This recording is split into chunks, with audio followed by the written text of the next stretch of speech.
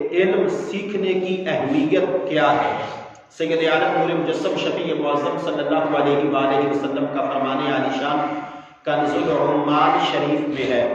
آقا کریم صلی اللہ علیہ وآلہ وسلم نے فرمایا، پہلی حدیث، کہ اس شخص کے لیے ہلاکت ہے جو علم حاصل نہ کرے، اور اس شخص کے لیے بھی ہلاکت ہے کہ جس نے علم تو سیکھا لیکن اس پر عمل نہیں کیا۔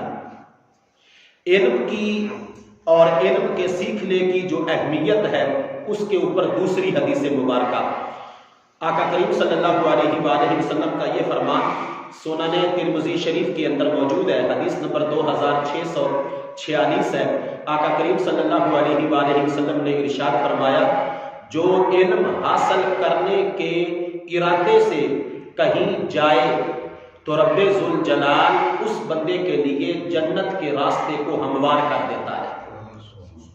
حدیث نمبر 3، سید عالم نور مجسم شفیع معظم صلی اللہ علیہ وآلہ وسلم نے ارشاد فرمایا، جب کوئی بندہ علم حاصل کرنے کے لیے اپنے گھر سے نکل پڑتا ہے تو اس کے نکل جانے سے لے کر اس کے واپس گھر لوٹنے تک جتنا بھی وقت گزر جاتا ہے، رب ذوالجلال اس سارے کے سارے وقت کو راہ خدا میں وقت گزارنے کا اس بندے کو ثواب عطا فرماتا ہے۔ یہ حدیث بھی ترمذی شریف کی ہے۔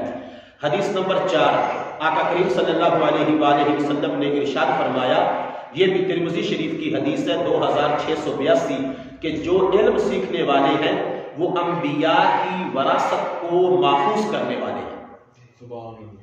حدیث نمبر 5، سید عالم نور مجسم شفیع معظم صلی اللہ علیہ وآلہ وسلم نے ارشاد فرمایا، جس وقت کوئی بندہ علم سیکھنے کے لیے اپنے گھر سے نکلتا ہے تو رب ذوالجلال فرشتوں کی ڈیوٹی لگا دیتا ہے کہ وہ اپنے نورانی پروں کو اس خاکی بندے کے پیروں کے نیچے بچھا دیتے ہیں۔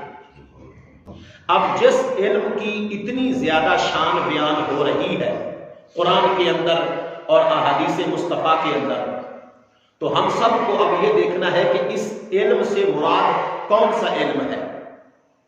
کیا اس علم سے مراد سکول کی تعلیم ہے، سائنس کی تعلیم ہے، میڈیکل کی تعلیم ہے، انجینئرنگ کی تعلیم ہے، یا ہوم اکنامکس یا سائیکالوجی کی تعلیم ہے؟ یاد رکھیں، یہ بھی علم ہے لیکن یہ حقیقت علم نہیں۔ حقیقی علم ہے وہ اسے کہا جاتا ہے جو قرآن و سنت کا علم ہے، اور ایسا علم جو بندے کو خدا کی پہچان کروائے، یعنی جو رب ذوالجلال کے پیارے محبوب صلی اللہ علیہ وآلہ وسلم نے فرمایا نا کہ علم ہر ایک مسلمان پر سیکھنا فرض ہے، تو وہ جس علم کی فرضیت کو بیان کیا گیا ہے کہ جس علم کو سیکھنا فرض ہے، وہ والا علم جو ہے وہ قرآن و سنت کا ہی ہے، اور وہ حقیقی علم کے بارے میں بات کی گئی ہے، نہ کہ سکول والے علم کی، نہ وہ سائنس والے علم کی۔ یہ تو ایک روزگار کے طور پہ، یعنی دو چیزیں ہیں، ایک ہے ورڈ آف گاڈ اور ایک ہے ورک آف گاڈ۔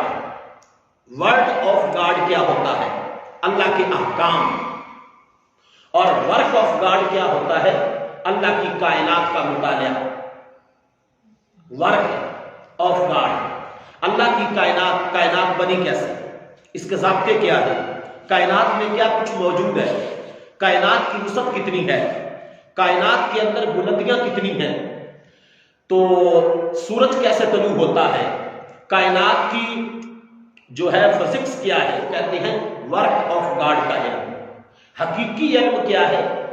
جو بندے کے دل کے اندر خشیت الہی پیدا کرے، جو بندے کو اس کے پیدا ہونے کا مقصد سمجھائے، جو بندے کو گناہوں سے نجات دلائے، جو بندے کے دل میں جہنم کا خوف پیدا کرے، جو بندے کے دل میں حقیقی معنوں میں انسان کون ہوتا ہے وہ اس کے عقل کو سمجھائے، اور جو بالآخر قرآن و سنت کے دائرے کے اندر رہ کر رب کی پہچان اور اللہ تعالیٰ کی معرفت کروائے، اس علم کو سیکھنے کی اہمیت کو آقا کریم صلی اللہ علیہ وآلہ وسلم نے اجاگر کیا۔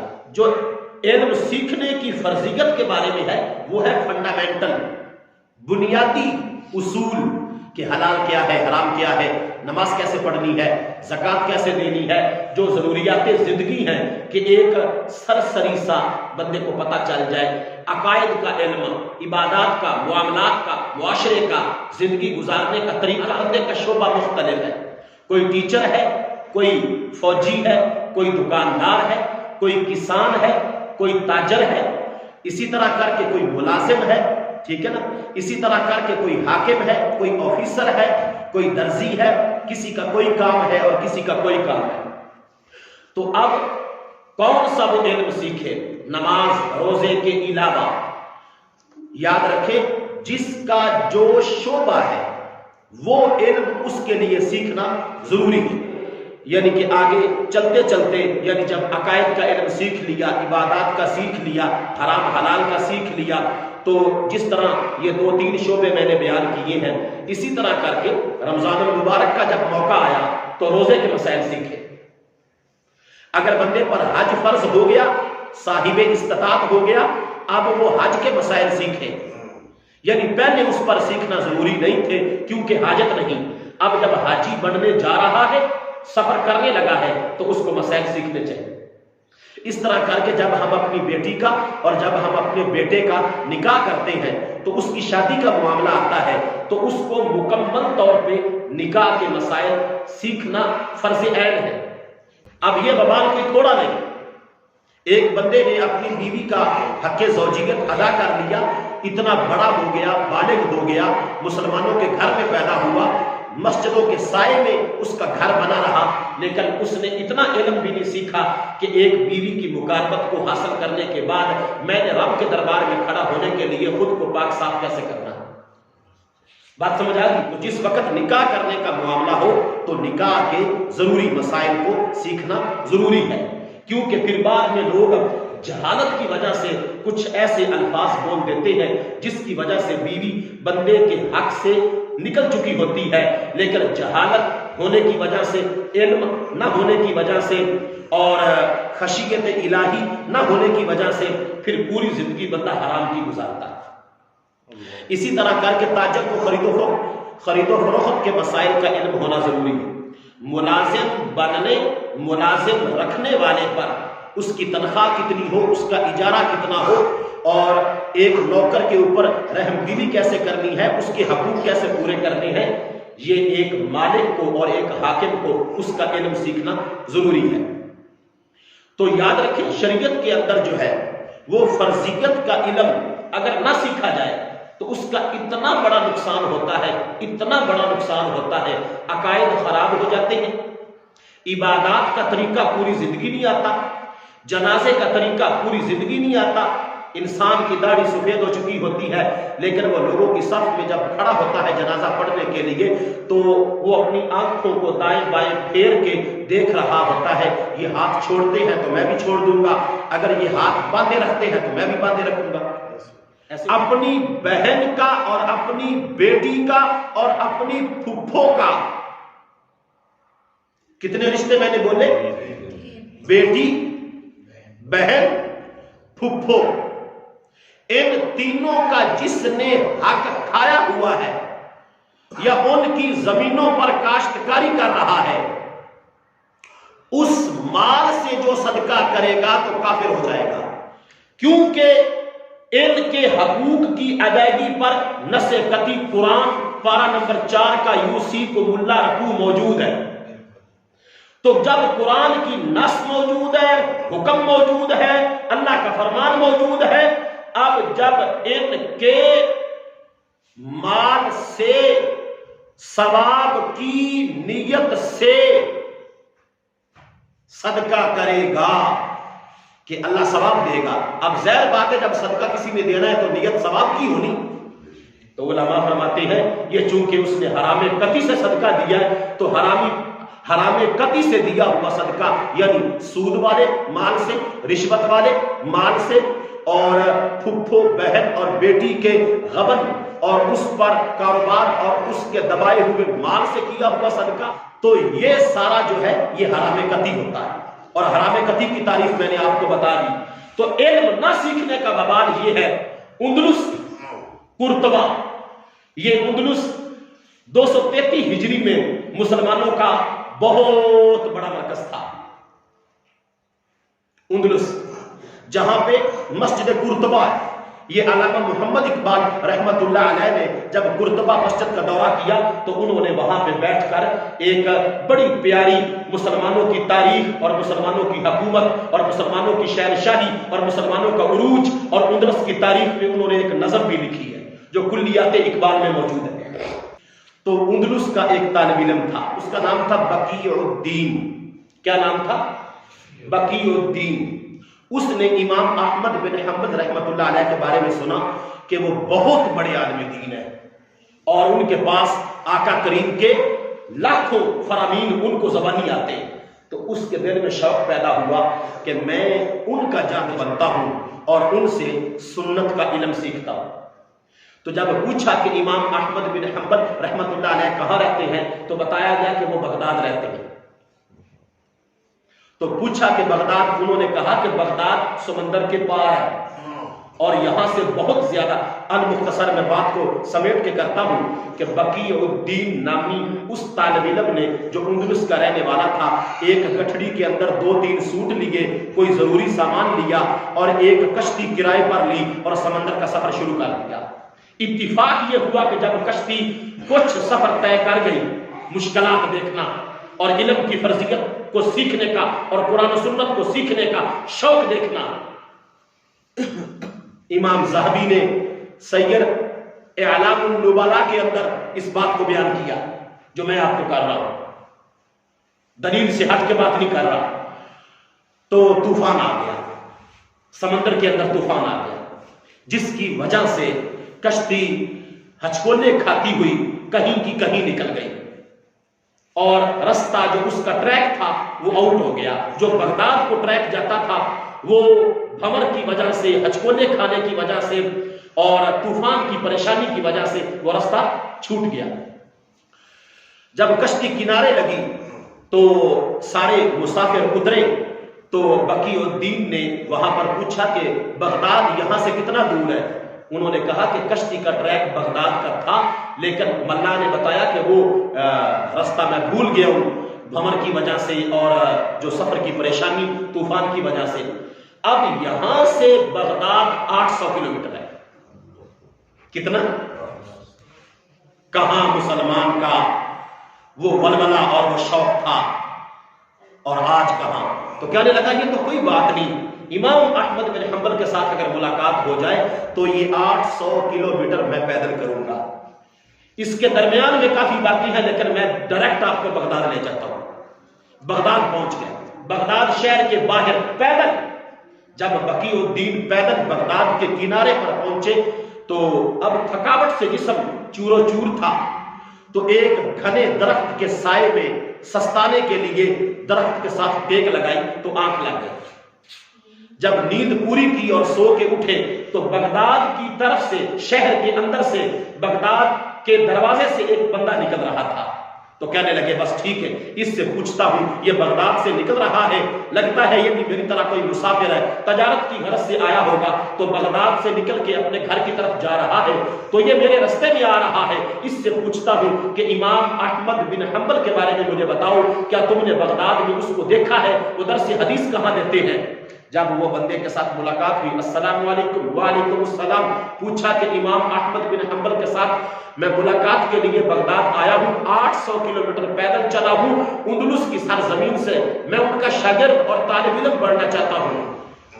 اس بندے نے سر جھکایا، ٹھنڈی سانس لی، کہنے لگا کہ مجھے افسوس ہے کہ تم ان کے طالب علم نہیں بن سکتے۔ انہوں نے کہا جی کیوں؟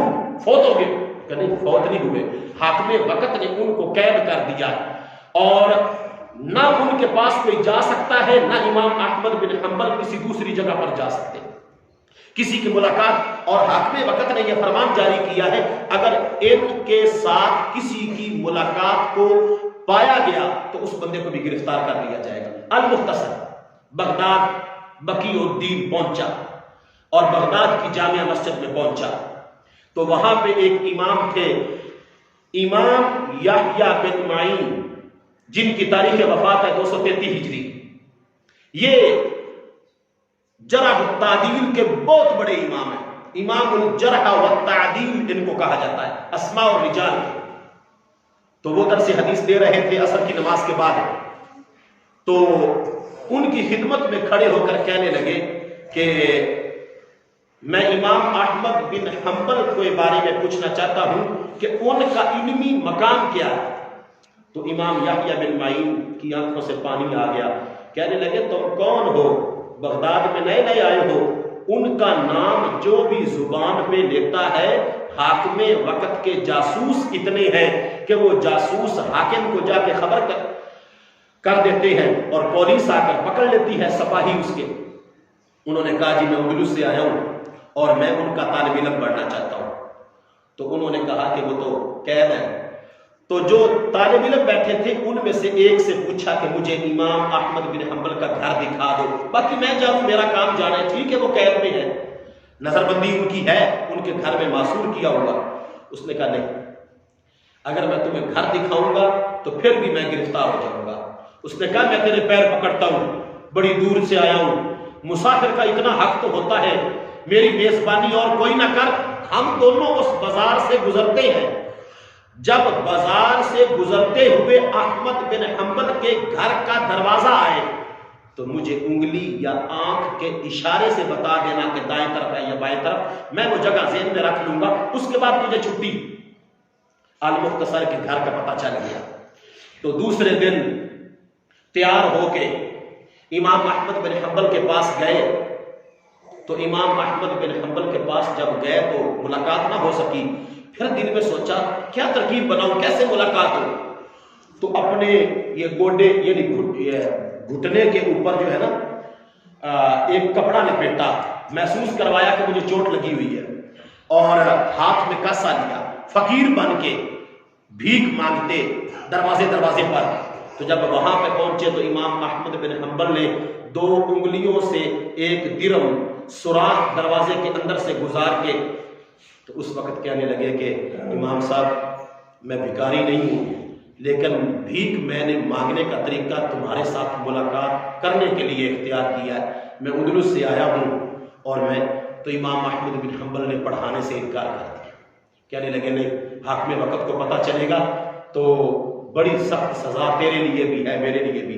اس نے کہا جی یہ کوئی بات نہیں، آپ ایسے کر، میں روزانہ بھیک مانگنے کے لیے آیا کروں گا اور تم اسی طرح یہ درم باہر رکھنا، 2-3 منٹ کے اندر 2-3 آقا کریم کے حدیثیں عربی میں بولنا تمہارا کام ہے، یاد کرنا میرا کام ہے۔ اگر کسی نے دیکھا تو پھر یہ سکے میرے کولی میں گرا دینا، میرے کٹورے میں۔ دیکھنے والوں کو یہی محسوس ہوگا کہ بھیک لینے والا دروازے پہ گیا ہے اور گھر والوں نے بھیک دے دی ہے۔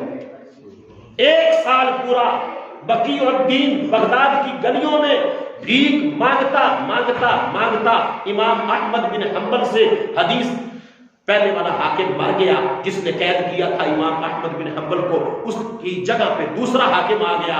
اتفاق یہ ہوا کہ دوسرے حاکم کو امام احمد بن حنبل کے ساتھ بڑی محبت تھی، اس نے امام احمد بن حنبل کو آزاد کر دیا۔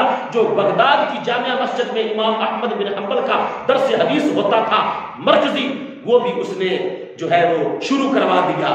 تو جب پہلے دن امام احمد بن حنبل قید و بند کی صعوبتوں سے آزاد ہو کر مسجد میں درس دینے کے لیے گئے تو لاکھوں کی تعداد میں لوگ امام احمد بن حنبل کو یہ لفظ کہتے ہوئے استقبال کر رہے تھے، امام المسلمین، امام المسلمین، امام المسلمین، آپ مسلمانوں کے امام ہیں، آپ مسلمانوں کے امام ہیں۔ امام احمد بن حنبل نے سب کو اشارہ کیا کہ بیٹھ جاؤ۔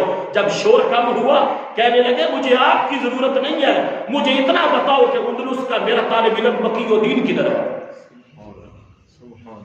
تو جب بقی الدین کھڑا ہوا تو کہنے لگا جی آپ نے میرا راز کھول دیا۔ تو کہنے لگے لوگوں، وہ سب کہنے لگے یہ بھکاری ہے، یہ کہنے لگے یہ بھکاری نہیں ہے، اس کو بھکاری بنایا ہے علم سیکھنے کی محبت نے۔ میرا یہ واقعہ آپ کو سنانے کا مطلب صرف اور صرف یہ ہے کہ کیسی ہماری مسلمانوں کی تاریخ تھی اور کیسی آج ہے۔ تو لہذا لڑکیوں کو علم دین سکھانا بہت زیادہ ضروری ہے، کیونکہ جب عورت پڑھی لکھی ہوگی اور عورت کی تعلیم و تربیت قرآن اور سنت کے مطابق ہوگی، وہ آگے صحیح معنوں میں اپنے بچوں کی تربیت اور اپنے شوہر کی خدمت اور اپنے بھائی کے حیا کا مان اور اپنے بھائی کی عزت پر پہرا اور اپنی دہلیز پر پہرا صحیح معنوں میں عورت اس وقت دے سکتی ہے جب اس کو قرآن و سنت سے آشنائی ہوگی، جب اس کے دل میں خشیت الہی ہوگی، جب اس کے دل میں قرآن و سنت کا نور ہوگا، اس وقت جا کے وہ صحیح معنوں میں اپنی گود میں آنے والی بیٹی اور اپنی گود میں آنے والے بیٹے کی اسلام کے اصولوں کے مطابق تربیت کر سکتی ہے، صحیح معنوں میں شوہر کا ادب کر سکتی ہے اور صحیح معنوں میں ایک بھائی کی سگی بہن بن سکتی ہے۔